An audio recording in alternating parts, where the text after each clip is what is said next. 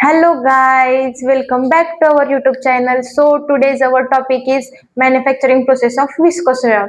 तो viscose rayon है क्या? तो viscose rayon is the regenerated man-made textile fiber. Regenerated fibers होता क्या है?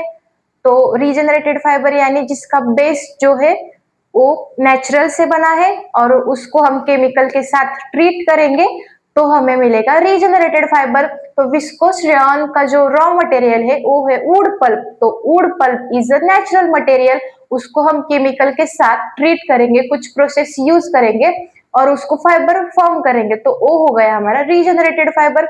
तो आपको अभी तक सिंथेटिक फाइबर, मैनमेड फाइबर्स और नेचुरल फाइबर्स पता नहीं है तो मेरे पेज पे जाओ, वहां पे मैंने वीडियो बनाई है, वो देखो ताकि आपके सारे कॉन्सेप्ट क्लियर हो जाए। तो इस वीडियो में हम देखेंगे manufacturing process of viscose rayon. तो विस्कोस रेयन का जो रॉ मटेरियल है वो है वुड पल्प। तो विस्कोस रेयन रेयन हम वुड पल्प से बनाते हैं, ठीक है। तो इसमें ना कुल मिलाकर 6 स्टेप्स यूज होती है। तो कौन सी होती है वो देखेंगे हम इस वाले वीडियो में। तो first, purification of cellulosic material.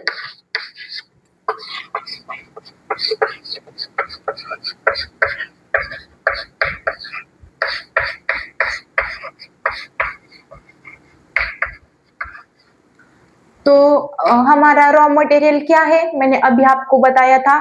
Our raw material is the wood pulp. तो वुड पल्प जो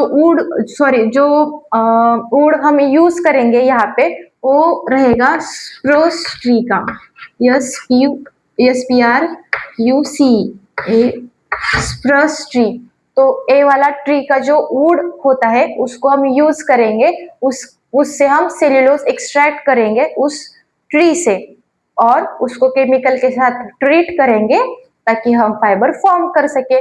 तो फर्स्ट स्टेप है हमारी प्यूरिफिकेशन। तो इस वाले पार्ट में हम क्या करेंगे, पहले जो वुड रहता है वो लेंगे, उसको कट करेंगे, उसको ट्रीट करेंगे किसके साथ, कैल्शियम बाइसल्फाइड।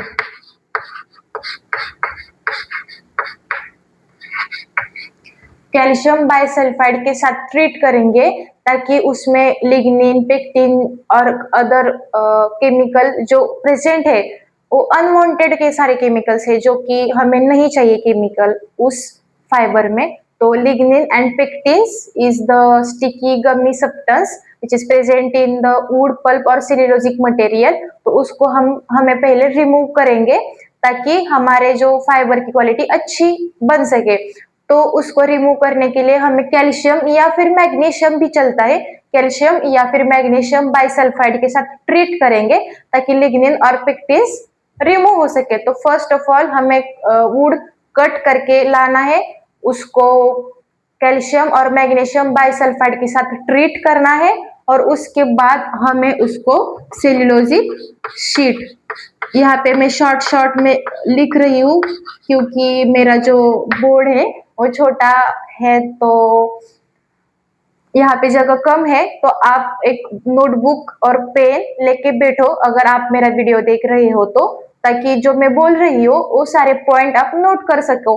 तो सेल्यूलोजिक शीट में हम कन्वर्जन करेंगे, काय का करेंगे, सेल्यूलोजिक मटेरियल का। तो सेल्यूलोजिक मटेरियल हमें कहाँ से मिल रहा है, वुड पल्प से। वुड से हम वुड पल्प लेंगे, वुड पल्प से हम सेल्यूलोजिक शीट फॉर्म करेंगे। तो इस वाले पार्ट में हमें क्या करना है, सिर्फ कैल्शियम बाइसल्फाइड के साथ ट्रीट करेंगे वुड को और सेल्यूलोजिक की शीट फॉर्म करेंगे। तो यहाँ पे मैं रफ कर रही हूँ, आप बुक और पेन लेके बैठ गए होंगे अभी तक। तो जो नेक्स्ट प्रोसेस है वो हमें देखनी है, इसको मैं रहने देती हूँ, ठीक है, लास्ट में रफ कर दूंगी। तो our second part is formation of soda cellulose. Formation of soda cellulose. तो हम क्या कर रहे हैं, विस्कस रेयन फाइबर बना रहे हैं। तो हमने सेल्यूलोजिक की शीट बना ली इस वाले पार्ट में। प्यूरिफिकेशन ऑफ सेल्यूलोजिक मटेरियल में हमने मटेरियल ला लिया, उसमें लिग्निन पेक्टिन अनवांटेड केमिकल्स भी रिमूव कर लिए, उसको सेल्यूलोजिक शीट में भी कन्वर्ट कर दिया। उस शीट को हमें अब सोडा सेल्यूलोज में कन्वर्ट करना है। तो सोडा सेल्यूलोज बनाने के लिए हमें 3 स्टेप्स यूज करने होते हैं। तो वो पहला रहता है स्टेपिंग प्रोसेस, उसके बाद रहेगा श्रेडिंग,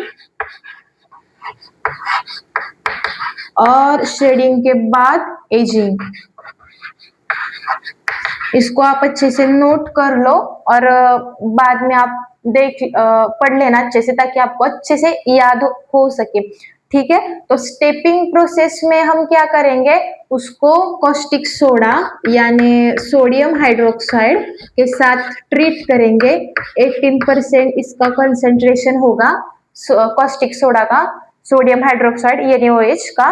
उसको हम काय के साथ ट्रीट करेंगे, जो हमने सोडा सेल्यूलोजिक शीट बनाई थी उसके साथ ट्रीट करेंगे NaOH को स्टेपिंग प्रोसेस में। ठीक है, तो हमें एक करने के बाद हमें क्या मिलेगा, सोडा सेल्यूलोज। तो उस सोडा सेल्यूलोज शीट्स को हम लेके जाएंगे श्रेडिंग मशीन में।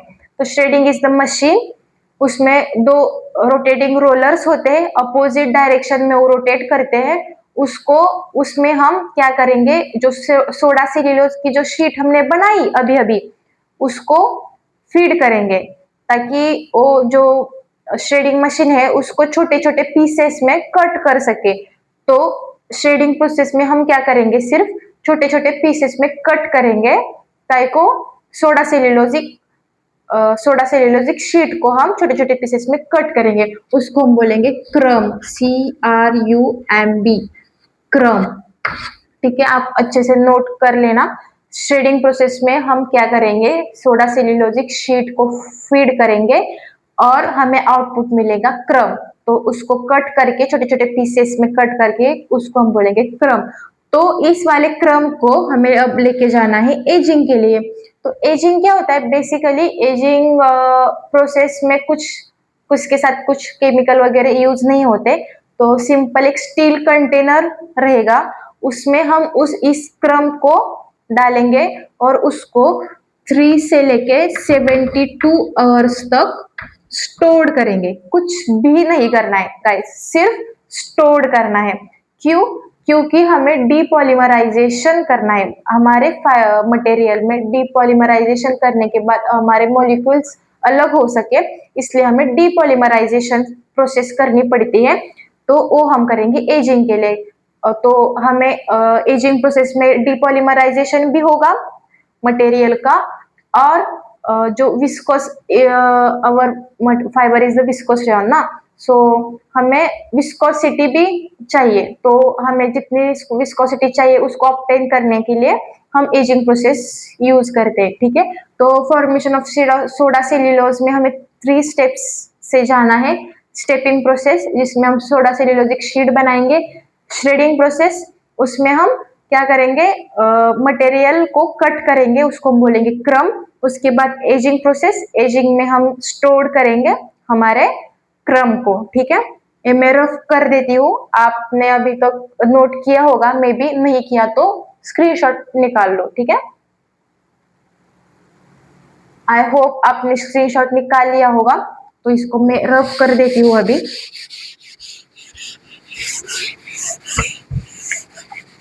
तो सोडा अभी एजिंग प्रोसेस के बाद हम जाएंगे फॉर्मेशन ऑफ xanthate सेल्यूलोज।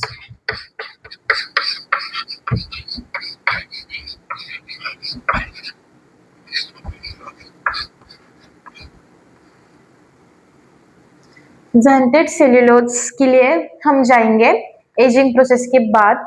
तो सिंपल है, इसमें कुछ हार्ड डिफिकल्ट ऐसा कुछ नहीं है। एजिंग प्रोसेस में हमने जैसे स्टील कंटेनर में क्रम को स्टोर किया था, वैसे हम एक हेक्सागोनल रोटेटिंग ड्रम में उस क्रम को डालेंगे और इसको ना कैल्शियम बाइसल्फाइड यानी CS2 के साथ ट्रीट करेंगे।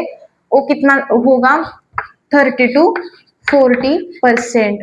इफ मेरे क्रम 100% है तो 100% से 30 to 40% हम यूज करेंगे CS2 यानी calcium bisulphide disulphide sorry calcium disulphide हम उस हेक्सागोनल रोटेटिंग ड्रम में डालेंगे तो ट्रीट होगा और हमें बनेगा मिलेगा जेंटेट सेल्यूलोज। तो उसकी एक शॉर्ट रिएक्शन है वो मैं आपको बता देती हूँ शॉर्ट में।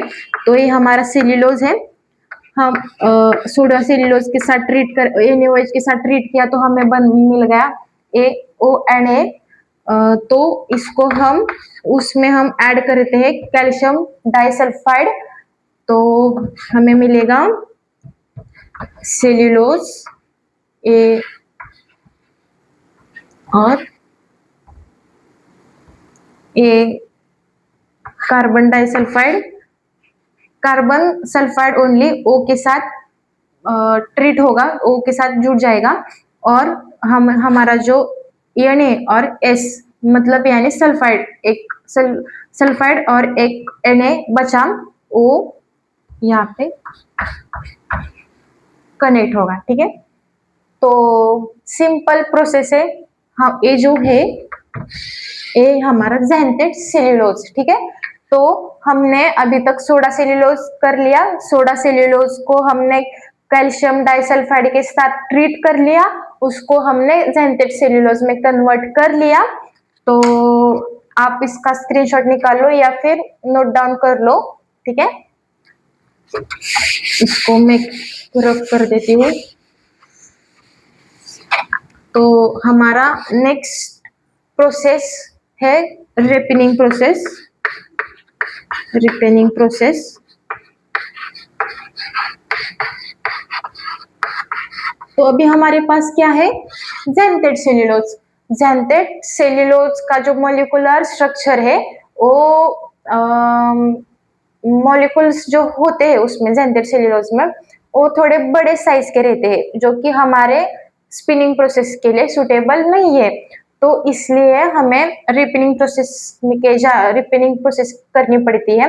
रिपेनिंग प्रोसेस में क्या होता है, डिपॉलीमराइजेशन होता है पहले तो डिपॉलीमराइजेशन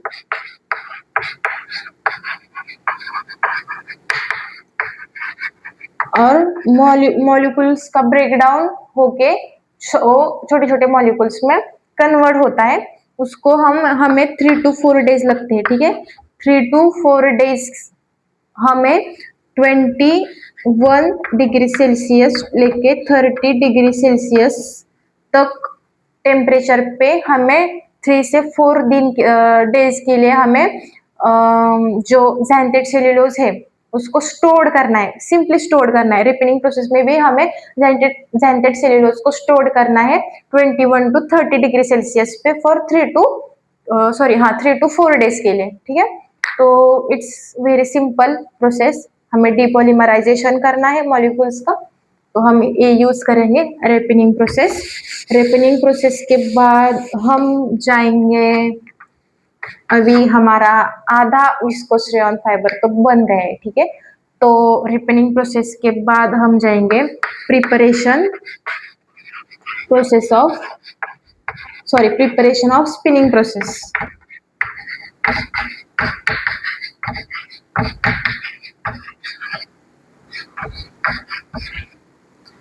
तो हम यहाँ पे वेट स्पिनिंग यूज करेंगे। वेट स्पिनिंग क्या होता है, अगर हम कुछ जो कुछ मैनमेड फाइबर्स है वो उसको फॉर्म करने के लिए ना हमें ना जो नॉर्मल कॉटन से हम यार्न बनाते हैं, नेचुरल फाइबर से यार्न बनाते हैं, तो हम कुछ ब्लोरूम, कार्डिंग, ड्रॉ फ्रेम जैसे कुछ स्पिनिंग प्रोसेस से जाना पड़ता है। लेकिन जब हम मैनमेड फाइबर्स बनाते हैं तो वहां पे ना 3 टाइप्स की स्पिनिंग प्रोसेस रहती है। तो वो है wet spinning, dry spinning and melt spinning. तो उसके लिए मैं अलग वीडियो बनाऊंगी, तो मेरे वीडियो की नोटिफिकेशन आपको आ जाए उसके लिए बेल आइकन को प्रेस करना ना भूले और मुझे सब्सक्राइब करें। और आपको किस पॉइंट पे किस टॉपिक पे वीडियो चाहिए वो कमेंट में बताओ ताकि मैं आपके लिए वीडियो बना सकूं। तो हमारा जो ज़ैंथेट सेल्यूलोज है, ज़ैंथेट सेल्यूलोज क्रम फॉर्म में है, तो हमें ना उसको सॉलिड फॉर्म में है वो भी, ठीक है, उसको ना हमें सॉलिड से लिक्विड बनाना है। हम यहाँ पे वेट स्पिनिंग यूज कर रहे हैं। Wet spinning is the process, जो वाटर रहता है, वाटर केमिकल्स और लिक्विड सॉल्यूशन के अंदर हमें उस फिलामेंट और फाइबर फॉर्म करने पड़ते हैं, ठीक है। तो उस वो हम देखेंगे नेक्स्ट वीडियो में। तो अभी इतना आप याद याद रखो कि हमें जो है सॉलिड सेंटेड सेल्यूलोज को हमें लिक्विड सेल्यूलोज में फॉर्म करना है ताकि हम स्पिनिंग प्रोसेस के लिए जा सके। तो उसके लिए हम एक सॉल्वेंट की हेल्प लेनी पड़ेगी। तो वो सॉल्वेंट है हमारा NaOH, अगेन कॉस्टिक सोडा। तो इस कितना यूज करना है, तो इफ मेरा ज़ैंथेट सेल्यूलोज 7.5% है, ठीक है, 7.5, तो मुझे ये NaOH लेना पड़ेगा 6.5%, ठीक है। इफ मेरा ज़ैंथेट सेल्यूलोज 7.5 है, तो मुझे NaOH लेना पड़ेगा 6.5%, इसके 6.5%। तो वो ज़ैंथेट सेल्यूलोज एक सॉल्यूशन लिक्विड फॉर्म में कन्वर्ट होगा, उसको हम लेके जाएंगे स्पिनिंग प्रोसेस के लिए और फाइबर फॉर्मेशन के लिए। तो ये आप नोट डाउन कर लो कितना परसेंट का यूज करना है और क्या यूज करना है। तो सॉल्वेंट इज NaOH। देन इसके बाद हमारी last process is the spinning process और फाइबर फॉर्मेशन।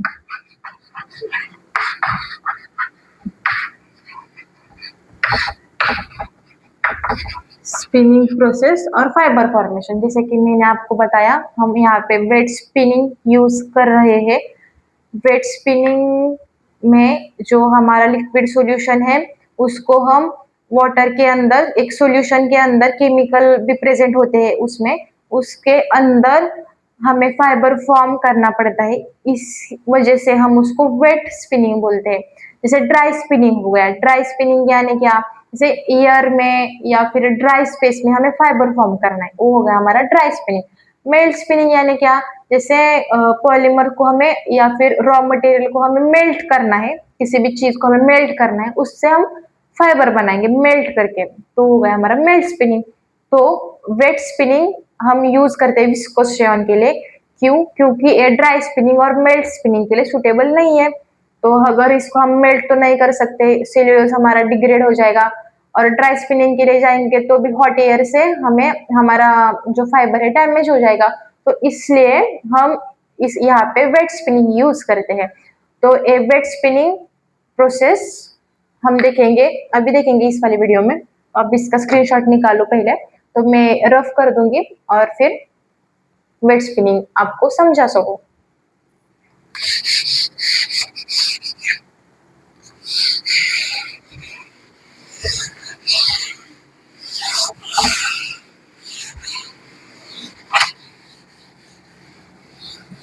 तो मैंने special wet spinning, melt spinning और ड्राई स्पिनिंग के लिए अलग वीडियो बनाऊंगी, लेकिन मैं जस्ट यहाँ पे आपको ना आउटलाइन बता देती हूँ कि क्या होता है बेसिकली। तो यहाँ पे हमारा रहेगा मीटरिंग पंप, उसके बाद हमारा जो लिक्विड सॉल्यूशन है वो काय के लिए जाएगा, फिल्टरेशन के लिए। यहाँ पे फिल्टर होगा, फिल्टर होने के बाद यहाँ पे रहेंगे स्पिनरेट्स। एक इंटरेस्टिंग फैक्ट बताऊं, स्पिनरेट्स में, सॉरी, स्पिनरेट्स जो है यहाँ पे जो छोटे छोटे होल्स उसमें प्रेजेंट होते हैं, उस होल्स से ना सॉल्यूशन पास होता है और वो फाइबर के फॉर्म में कन्वर्ट होता है। तो जो प्लेट यूज होती है तो वेरी प्रीशियस मेटल्स से बनती है वो, जैसे प्लेटिनम, गोल्ड, ऐसे मेटल्स यहाँ पे यूज होते हैं सिर्फ स्पिनरेट्स के लिए, पूरे प्लांट में नहीं। पूरे अगर हम पूरे मशीन में ऐसे प्रीशियस मेटल यूज करेंगे तो कंपनी लॉस में जाएंगे ना। तो यहाँ पे यह इस वाले स्पिनरेट्स से ऐसे सॉल्यूशन निकलेगा, सॉल्यूशन फिर सॉलिड हो जाएगा, फिलामेंट फॉर्म में बन जाएगा, यहाँ से फिर यान बन के बाहर, यहाँ पे फिर हम उसको बाहर जाएगा। हम यहाँ पे मैं गाइड रोलर बता देती हूँ, ठीक है। तो ये जो है ना पानी के अंदर, सॉरी पानी नहीं, एक लिक्विड सॉल्यूशन है, उसके अंदर रहेगा ये वाला प्रोसेस पूरा का पूरा। ये है मीटरिंग पंप, यानी हमें हमारे प्रोसेस में जो फ्लो है सॉल्यूशन का वो कंटिन्यूअस होना चाहिए, इसलिए हम यूज करते हैं मीटरिंग पंप। और ये है फिल्टर, फिल्टर काय के लिए यूज करते हैं, ताकि हमारे सॉल्यूशन में अगर कुछ अनवांटेड पार्टिकल्स आ गए गलती से तो उसको रिमूव करना होगा हमें हमें तो हम फिल्टर करते हैं सॉल्यूशन को। ये हमारे स्पिनरेट्स, बहुत महंगा है स्पिनरेट्स, मेटेलिक प्लेट। ये हमारे फिलामेंट्स,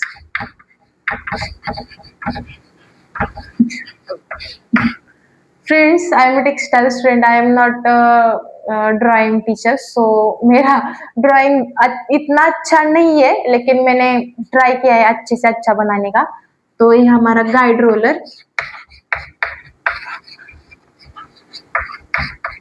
यहाँ से यहाँ जाएगा। इसके लिए मैं अलग से वीडियो बनाऊंगी वेट स्पिनिंग के लिए, लेकिन मैं सिर्फ विस्कोस रेयॉन में वेट स्पिनिंग यूज होती है, तो आपको बेसिक आइडिया होना चाहिए कि कैसे यूज होता है, तो इसलिए मैं आपको यहाँ सिर्फ आउटलाइन बता रही हूँ। तो मीटरिंग पंप से हमारा जो सोल्यूशन हमने बनाया था अभी 6 स्टेप्स यूज करके, वो सोल्यूशन इंटर होगा यहाँ से, वो सोल्यूशन जाएगा फिल्टर के लिए। फिल्टर में क्या होगा, सोल्यूशन फिल्टर होगा, ठीक है, फिल्टर होगा, फिर फिल्टर करके वो सॉल्यूशन जाएगा स्पिनरेट्स में।